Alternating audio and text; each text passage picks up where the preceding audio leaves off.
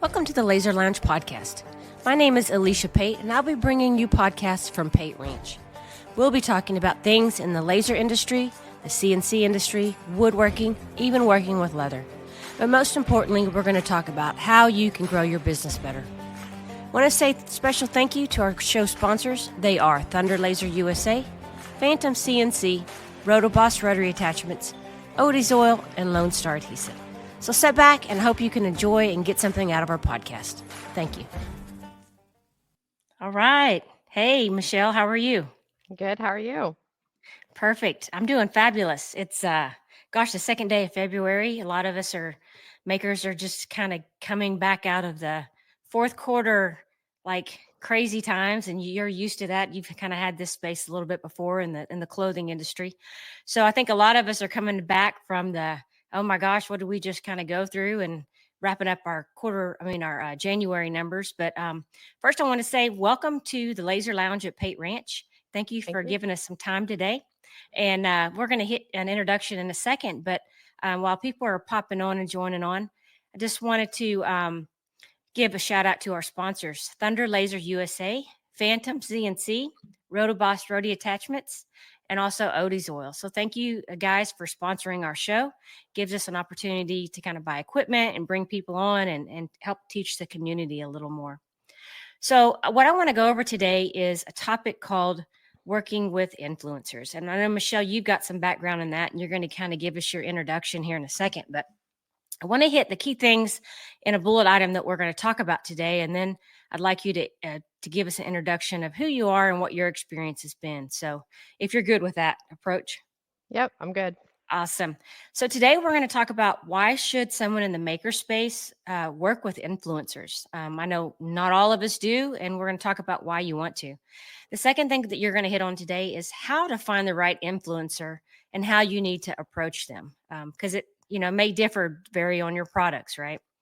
And then the next one will be how you actually work with that influencer and establish the ask. I know there's some things that you need to make sure you're getting out of it instead of just sending them products. So what does that look like? And then the last one you're going to talk about before we summarize it will be what to do if they don't follow through on their end of the bargain, because it should be a two-way deal. So that's what we're going to talk about today. We're going to try to keep it pretty structured, but we're going to take some questions as they come in. So if you are listening, go ahead and in the comment section, you can ask the question and I'll feed those to Michelle. But let's go ahead, Michelle, introduce yourself, why, you want to talk about this topic and kind of maybe a little bit how we know each other as well. So I'll hand it over to you, Michelle. Okay. Thanks, Alicia. So my name is Michelle Mortman. I professionally have about 24 years of strategic change management and marketing experience working with large companies, really just helping them to kind of achieve goals, implement their vision, get people involved. There's a lot of marketing aspects to the job that I do kind of professionally. In addition to that, I used to own a clothing boutique that started out online. I did lots of pop-up shops like all of you. I think a lot of you do that. And because I was a large online platform, have quite a bit of experience leveraging influencers to increase customer base and increase sales. So that's what I'm here to talk about today. Awesome. Thank you, Michelle. I'm going to go ahead and pop up the first question. How to find the right influencer and how to approach them. So just give us, imagine that most of your audience here, Michelle, we haven't done that. I mean, I have not, and I wouldn't even know who I target. So go ahead and just kind of broach this first question here. Yeah. So I think the main thing when you're looking for influencers is obviously you're going to find them on your social media platforms, right? And I think Instagram is probably the most popular platform for that. Um, but it varies by industry, right? So I would think for the kind of work that all of you are doing here, that Facebook would be another really big platform for you. There might be TikTok, YouTube. Some of these influencers span across multiple platforms, but some of them focus really on a single platform that their followers tend to use most often. So that's one thing, is that you're going to want to kind of narrow down where your customer base you think sits primarily from a social media platform, and then you're going to want to look for people that are active on those platforms that have large engagement on those platforms, um, things that you're going to want to look for are number of followers, which seems like an obvious thing, but not just number of followers. You want to kind of do a little bit of research on clicking through some of their posts or their videos, looking at how many comments they get, how much engagement they get on their posts. Because if they make a post and no or record a video and put it on YouTube and no one ever really engages beyond just liking it, then that might be a signal to you that hey, their engagement's not super strong with their followers, and maybe this isn't the influencer for me. The other thing that you want to look for when you're looking for it is you want to look for somebody that truly is would be a customer of yours if they were buying, right? Because Hmm. you want their follower base to believe that they sincerely love your product, that they would buy your product even if you aren't giving them something. Um, and there's a that's where they're going to build trust with their followers about the things that they're talking about, and that's what's going to translate to more customers for you, more sales for you, because their follower base truly believes this. Hey, this is a product that that person can get behind, that they love, that they want to use on their own. Yeah, that's good info. My baseline of this kind of influencer marketing really is what I'm seeing Reagan do with Kicking Our Silver, and she's giving her jewelry out to people who are. I see them doing more clothing stuff. You know, the people on TikTok, they're Hmm. like, Yeah. today what I'm wearing an FFA shirt from Tractor Supply, right? Or and Yeah. this jewelry. So for us in the maker space, Yep. and this is really a question for me. Let's say I'm making a boot jack or I'm making a valet tray or a cutting board or something like that. Are we targeting homemaker type people, or is it people who have a lot of just views, or how would you advise me with knowing my brand? Yeah. So I think it really depends on the product, right? And I think you have Mhm. to narrow down. Some of you are making a lot of different kind of products that cater to a lot of different type of people, like cutting boards, for instance. That's going to cater to a homemaker, somebody that likes to entertain. So in that case, you'd be looking for somebody that um, does a lot of blogging or talking about entertaining things in their home, how they decorate their home, right? If you're talking about like your boot jack product, you're going to want to find somebody that uses a boot jack, right? Somebody that Yeah, might be large in the Western space, right? Somebody that might yeah. actually ride. Like there's a lot of men and women influencers that are, that they rodeo a lot, right? So you're going to want to Hmm. find somebody that actually uses that product, that's kind of the theme of what they talk about, or it feels like it fits with their life, and then you're going to want to approach them. I think one thing is if for you makers that have several different kinds of products that might cater to different people, is think about what product is most important for you. Like, what do you feel like is your best product or the product that you want to get out there more and get more visibility to the world, right? And then you narrow down and say, okay, let me find an influencer that fits with and let me market that, because that might in the end translate to sales around your other products, right? But you got to be pretty laser focused on customer type, product that you're trying to push, and that's kind of the path that you go down. And that's a great segue into why should we even do this, right? I mean, because I'm gonna let you answer this, but me as a newbie to using influencers, it's really to get people, their audience, into your shop, right? Yep. So answer that one if you don't mind to give us a little more context there. Yeah. So, um, yeah. So that is the primary objective, right? And that's one thing that I kind of was going to mention today is that when you're thinking about working with the influencers, the goal seems obvious, right? I want to get more people into my shop. I want to get them following what I'm posting and talking about. And I want to translate that to sales.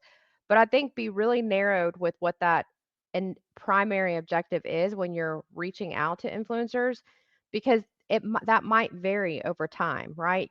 In the end, you always want it to translate to sales, right? But Yeah. as people that are starting out may not have a lot of followers yet on their own platforms, think about, hey, maybe my first objective is I just want to increase the number of people that are following my page and looking at the things that I'm talking about. and that down the road translates to sales for you once you build your own kind of customer follower base. So I think that's the important thing is narrow down on what is your primary objective right now and then focus on that. So primary objective, product that you want to kind of get out there. Do you feel like, especially for you people that are newer in that space, is like, what do you think is the best thing in your shop or the thing that you want to continue to make more of and do more sales around? Well, that's the product that you want to kind of narrow in on and say, let me start with that. Let me only highlight that. And then down the road, I might kind of mix in some other things once I have a larger follower base, or maybe you reach out to other influencers to work with. Um, Yeah, that's a good answer. Just a general question, I see it in the clothing and the jewelry space as a big thing. I mean, I don't do a lot of TikTok and Instagram, but I do enough to see if I'm flipping through people doing that. Look what I'm wearing. And how big is influencer marketing in general? Would you say like large for certain sectors, or it's kind of like where things are going versus like what used to be TV and radio ads? Kind of yeah. what do you see there? I think it's definitely larger in the fashion and kind of retail space for sure. It's been that case for a number of years. I think that is going to be the future for any kind of business though that wants to grow, get more presence outside of their existing community and kind of networks.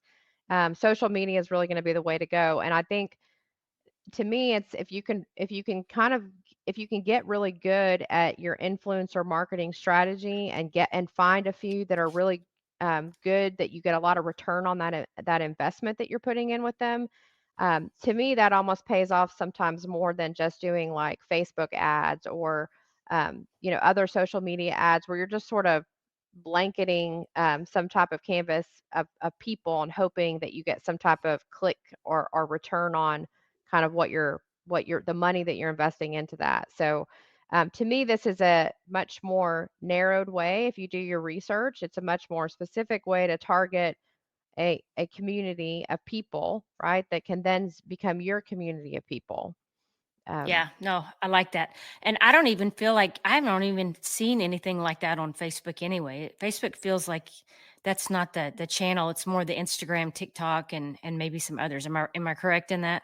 I think if you look at like the home decorating space, that space are people that I can say this because I'm probably part of that audience, the more mature audience, right? I think Hmm. those people exist on Facebook and Instagram. It's your it's a lot of it's a mix of a lot of young people have really gravitated towards Instagram, YouTube, things like that. But you got a nice mix on Instagram, whereas Facebook, you probably see more of your kind of middle, I would say, 30, 40 year olds and up, right? Which could be a good market for you if you're marketing like cutting boards, for instance, right? Or gift baskets. For those of you that work with the realtor communities, right? That the realtors, they're all over every platform, right? And I Yeah, I that's would I true. would I would say they aren't your traditional influencers, but they certainly have a network, the larger ones of people that are following them. So if you're working with realtors and you're doing business with them, then think about how you can leverage them as an influencer to help grow your business as well. So we have a question, but I want to show the question and then I want to ask you the next topic for discussion because I think it dovetails in there. The Okay. question is if you message them on Instagram, what number of followers would be ideal to get an answer back for free products and what would that message look like? So let me go to the next topic because I think it really it's the lead into this. So how do you actually work with them? How do you establish the ask?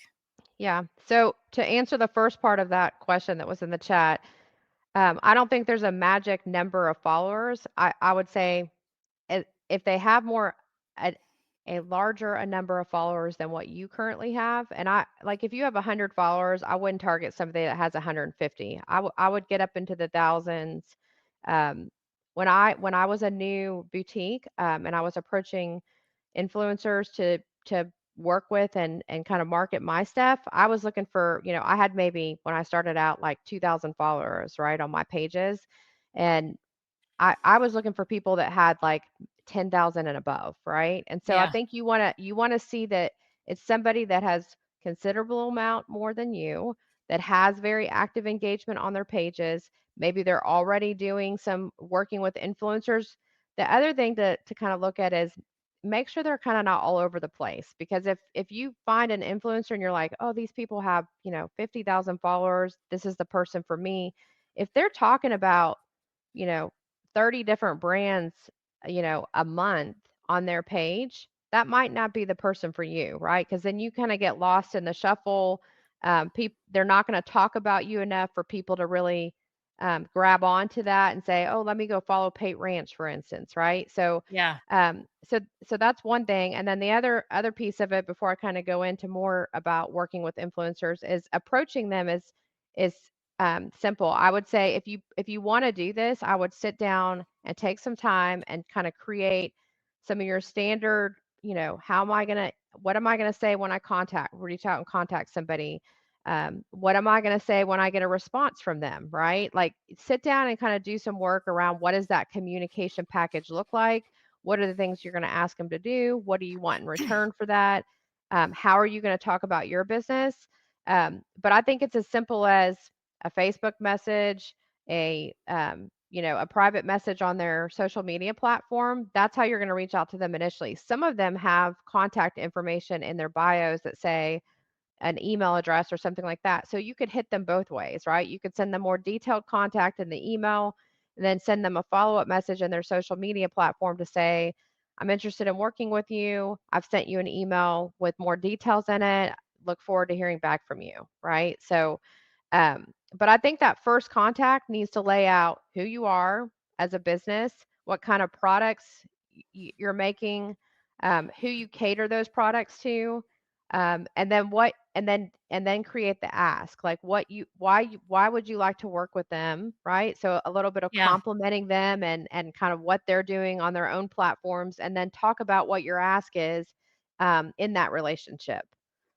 I like that answer. And as you're talking about it, I mean, first of all, I'm really a nobody, but I do have a little bit of a following in the laser space, and I have people that often send me stuff. Like I probably get something once every other week. And as you're talking about like how you should approach them and what that should look like, I'm thinking about what's been sent to me. I've had some people send a nice package. It's got, their info in it and, kind of how to use it and they'll just text me and say, "Hey, can I send you some stuff?" Sure, I'll take a look at it and give you some feedback, more so from a design engineering aspect of it, a functionality. But I've had some people send me stuff without even their name on it, and it has their Yeah, business name, no note inside. And I'm like, "Who's this?" And then the other day, somebody sent me some nice product, and it wasn't wrapped well together, and it was broken by the time it got here.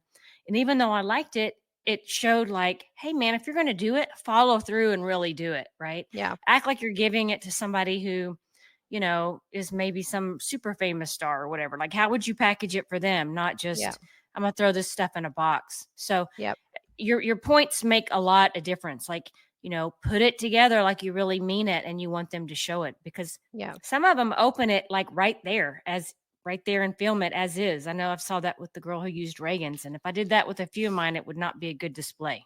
Yeah. Yeah, and I think that's why creating that ask and getting some alignment on that before you ever send them something, I think it's fine to reach out and say, "I'm a maker in this space. This is where, and a little bit about me. I'd like to send you, you know, some of my one of my boot jacks. Um, and here's what I'd like in exchange, like here's what I'd like in exchange for that, right?" And in a complimentary way, you can say you've got a really large amount of followers. I think this product would be great for you, but also the people that follow you. And I'd love it if when you got it, you would open it up on record that, right? Put that on your social media platform, put it on YouTube, wherever it is that they're putting stuff on. Record that opening, talk about what the product is, talk about why you love it, why you want to use it. Ask them to talk about the product and to kind of point them back to where that came from. Because I think if you send them something and they never open it, that's a miss, right? Or if you send them Yeah. something and you're not specific on the ask, and then they don't do what you hoped they would do with it, then that was a little bit of time wasted on your part. So I think asking for that up front, and then when you send them the package, kind of reiterate that. Like, "Hey, I'd like you to post it. I'd like you to tag me when you're commenting on it." If they tag you, that's gonna immediately push people back to your page, right? Or at least put up on the Yeah. screen, "Hey, this is from Pate Ranch. This is how you find them on social media. Go give them a follow," right? And kind of they Yeah. make an ask to their people. And I'll say what I'm seeing, observing, and Don's right here. Your presentation and information, as to your point, is that if they're mainly posting on Instagram, you probably need to give them more of your Instagram Yep. feed as opposed to Facebook, because like when I watch them do this with Reagan's material, even though she's on Facebook, it feels like, as you said before, it's the older crowd, right? They're probably Yeah. like, "Face who? What's Facebook?" I Yeah. mean, you see what I'm saying? I'm being a little flippant on it, but it's not really known for its marketing channel as heavy as the other two. Yep. So um, so great ad there, Don. And again, if y'all have any questions, please ask. I'm going to get to the next kind of question, unless you had something else to say here, Yeah, I was Michelle. gonna say, and a couple other things to point out about working with influencers is, if your goal is to get that to translate to sales, one way to be able to measure, like, how well that worked when you sent that to them is you could think about giving that influencer a discount code that's unique to them. So, like, if I'm a maker and I'm gonna send Alicia something, I might send Alicia something and say, "Alicia, when you talk about this, don't not only should I what I do I want you to tag my page, right? Or tell them where I can go find this, but offer a discount code that might say like Alicia 10. And you're giving that anybody that sees that discount code, sees them talking about that, is going to go use that code. They're going to get 10% off of their purchase. And it's going to have it's a unique code that is associated with you so that when I start seeing sales come in that have used that code, I know, okay, I got 20 sales by sending Alicia something, and this is somebody I might want to work with again, right? I So, like that. some way to know so that you know, hey, this is working or it's not, right? Because otherwise, you don't have a real great way of figuring out how that might have translated to sales for you. Yeah, that's a great idea. I hadn't even thought of that. And then, you were talking about working with them. What does that mean? Does that mean you periodically send them more product, or what? I think it depends on what kind of return you get on your investment. So that's why the discount code or some way of tracking kind of how well that worked for you will help you to know like, hey, I should work with them again or I shouldn't. Um, the other thing is, I think if you find some influencers, right? Don't I wouldn't cast your net wide, right? I would start with a couple, one or two, see how that works, and then if those relationships seem to be good, then those might be somebody that you kind of put in your pocket and say, okay, about 3 or 4 times a year, I'm going to re-engage them and send them something new or different. Um, and have them talk about it. I do think if you can find influencers that you want to work with again, that's a good thing because the more that they talk about your page and your products on a consistent basis, the more their followers start to believe that, hey, this is something Alicia really likes. She would buy this on her own. E- She might be getting something free from these people right now, but she likes it enough that she talks about it throughout the year, right? And Yeah. or throughout the month or whatever that might be. And so so yeah, I think that's a big thing is like find somebody that you can work with and then you might mix in some new ones down the road so that it doesn't look like you're only using Alicia because at some point you're going to exhaust that to a certain extent and Yeah. you might want to take a break and come back 6 months later to Alicia, right? Yeah. So we have a couple questions, and they kind of closely relate. This one is, how much would be an attractive discount? And I'm going to answer this from me being a buyer, right? Let's Yeah. say I'm watching something go by. I'm going to say 10 to 15 is probably good, but I would probably jump in for 10. I mean, Yeah. and buy something if there was a 10% discount. That would Yeah. help for me. And then the other one is, would an influencer expect, like an affiliate type of deal? Like, how do you make sure that is separate? So Yeah. please answer that one. So I think discount code, I think 10, I would offer at least 10, right? That's sort of taking care of your sales tax and a little extra change, right? Yep. It's kind of giving them a little bit of a break. If you can go 15, right? If you find somebody that, hey, they're turning a lot of people back to me, I'm getting a lot of sales when they talk about me, then maybe you jump up for them, right? Maybe you give them 15 or even 20, right? It kind of depends on the price point, what your break even is, like, you got a certain amount that you want to be able to make off of that product, and also cover your cost. And so I would say 10 to 15 is a good place to start. To answer the question about, do influencers expect some dollars for themselves, I think it depends on how big they are. When I was working with influencers in the retail space, um, the big the really big ones that do this for, like, this is their job, this is what they do for a living, that they often want to be paid up front, right? They either want to be paid up front, or they want some kind of, if they feel confident enough about how much sales this is going to generate, they might want some type of commission off of that, right?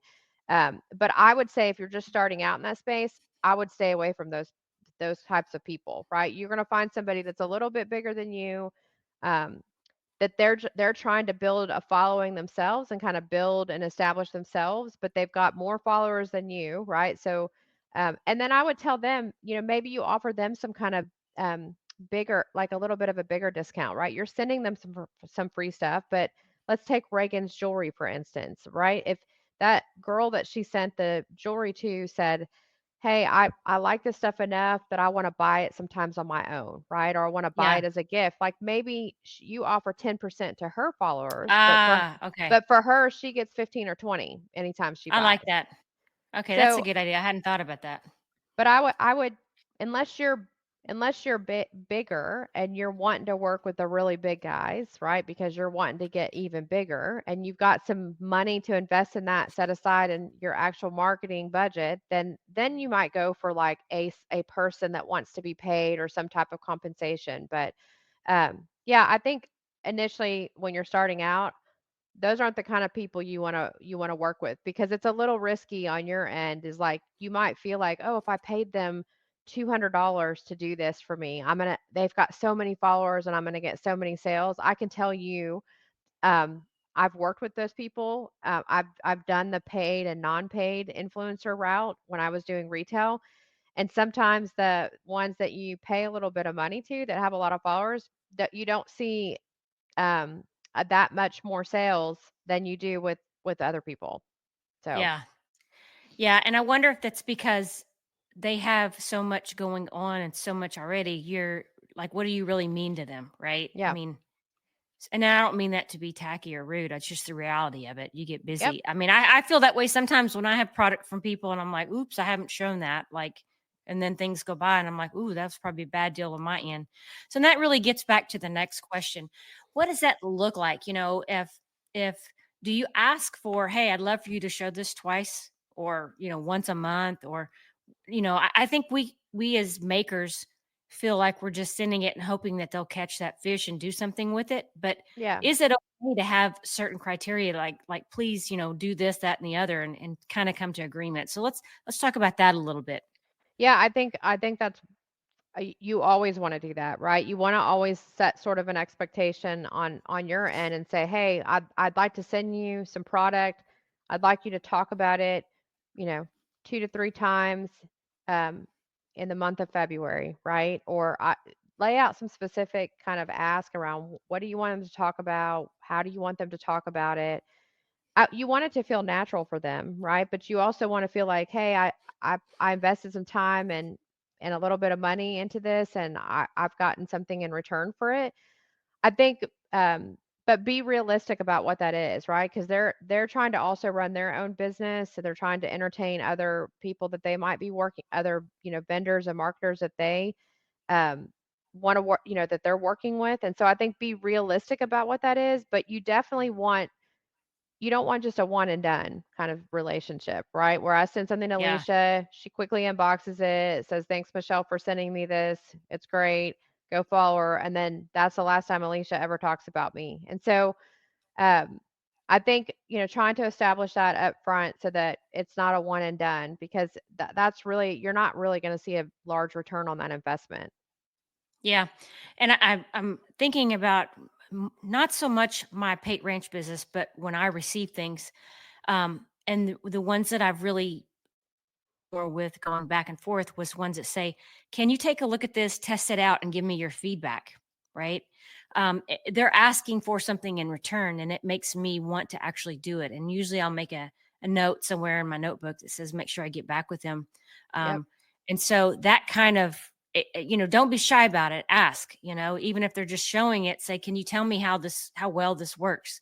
Yeah. Just this a silly example of this the makers that are here will understand is the honeycomb pins that a lot of 3D printing makers are making, and they'll send me the honeycomb pins and, hey, can you use these, give it a try in your day to day and give me some feedback. And I've actually the ones that I like the most I'll show and share, and so it benefits them. But to your point, you're setting that expectation of what do you expect from me to help you with back and forth.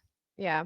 And then I think if they don't, if to the point of if they don't follow, their end of the bargain, I think one, it's not somebody you want to work with going forward, which is an obvious thing, right? But Yeah. I think it's okay for you to do some follow up with that person. If you sent them something, they say they're gonna do something with it, and then time goes by and they've done nothing with it, is, drop them a note, right? Reach out to them and say, hey, I'm just making sure you got what I sent you. Do you have any feedback for me? What do you think you're gonna like, you know, approach them in a way that's still positive, right? But then I think if you, follow up with them and there's still no follow through on their end, or they do part of what you asked them to do, but not the rest of it, that's just somebody that you say like, okay, that relationship's not going to work, right? Yeah. But I think most people, especially people that are doing this and trying to build their own business, because this is what they want to do, is do influencing, is I think those people, to your point, even if they're not getting paid, if you're sending them something, you're making an agreement with them before you send that to them and then sending it to them. Most people are going to say, you know what, I'm going to I've got to build this into my schedule. I got to follow through on this commitment I made. So I think more often than not, there is going to be follow through. But if not, don't be afraid to reach back out to them. I think that's the big thing, is especially when you're starting out, you feel like I'm a little guy, and I'm probably not important to, that important to them or whatever. It's like, be proud of what you're making, be proud of what you have to offer, and what business you're trying to build.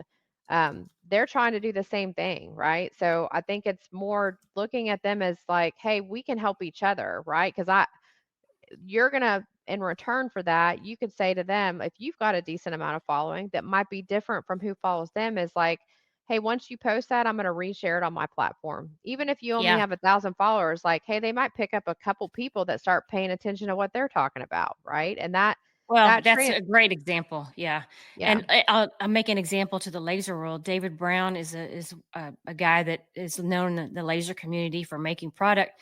He came out with a new adhesive and sent it to many of us to test out just from feedback, and then the other day, he posted it for the first time, right? Because 'Cause we've all been kinda testing it, and then I took exactly what he copied on another page and put it on mine, and I think, Yep. it helped his sales, so that's exactly what you're talking about is trying to help promote them once they start, Yep. showing that info. Yep. It's a good example. So we're talking a little bit about packaging. Here's another question I want to ask before we start wrapping up. But what does that actually look like?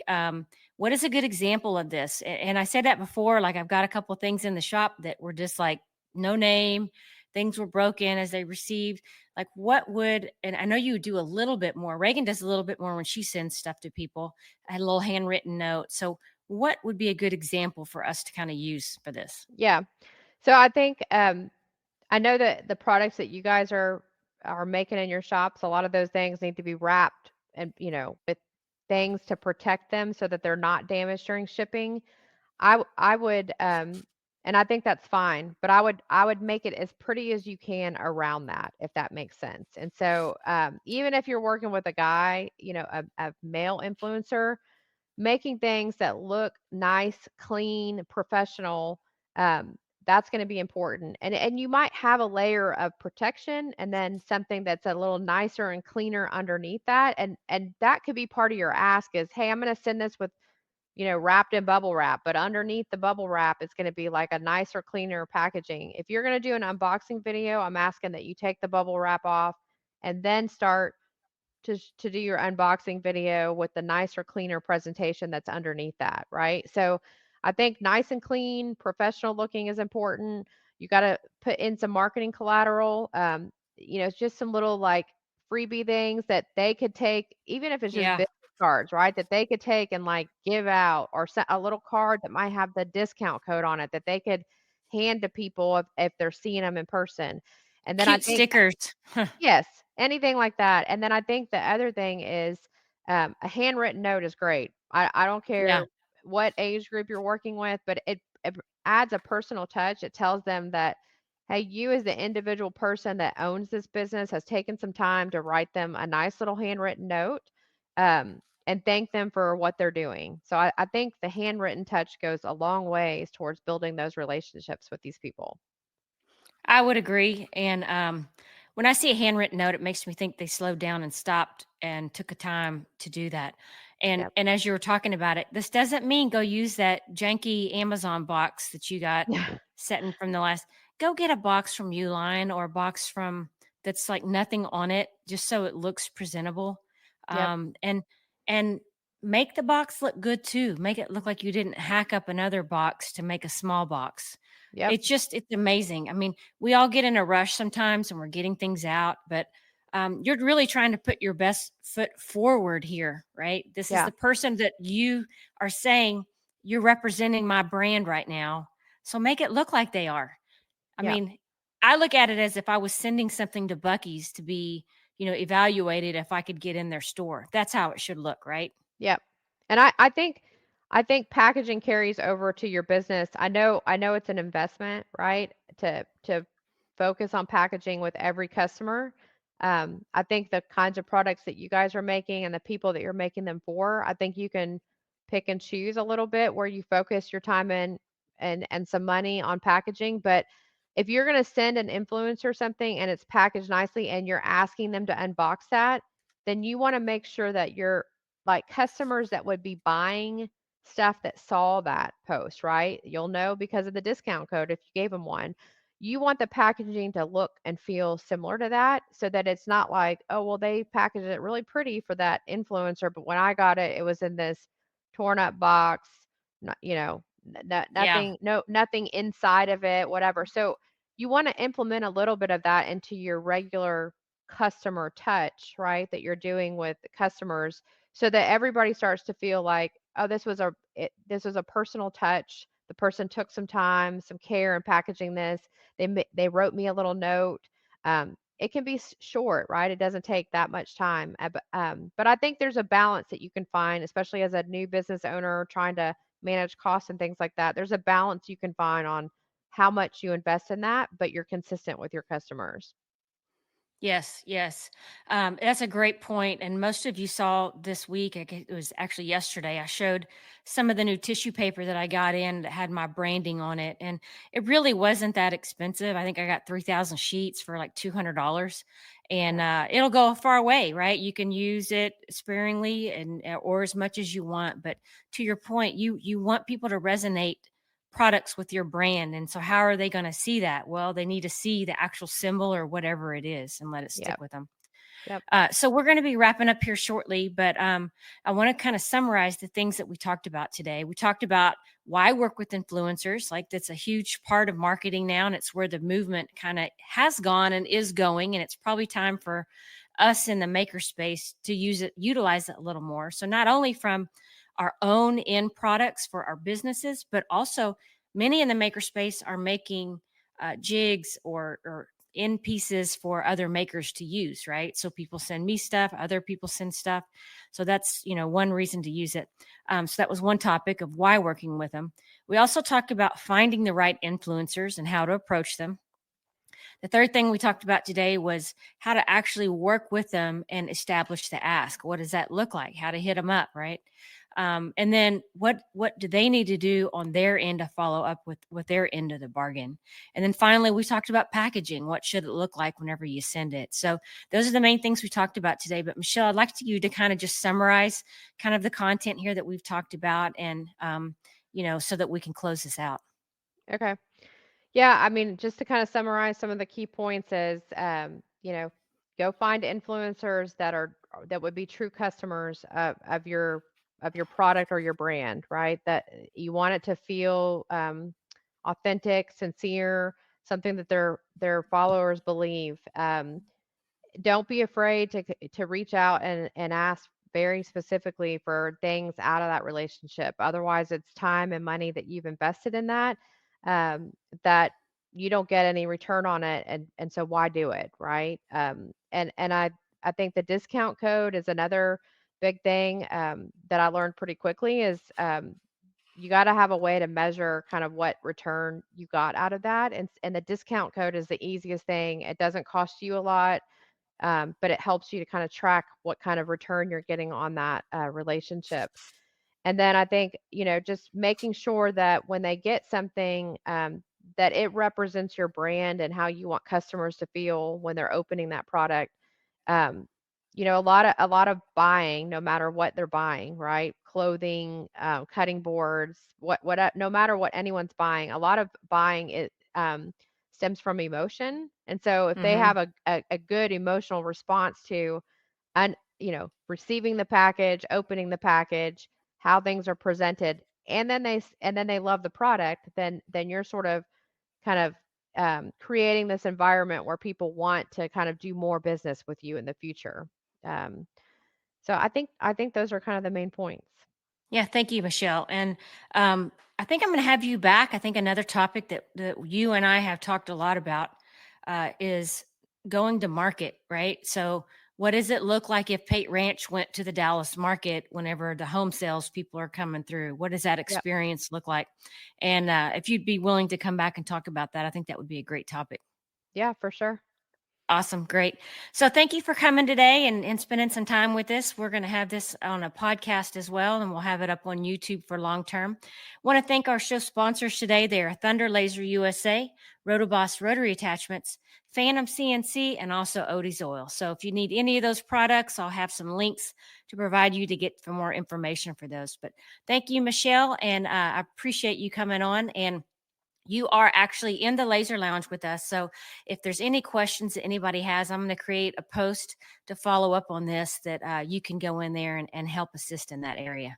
Okay, great. Thanks, everyone. Thanks, Michelle. Y'all have a Bye. good day.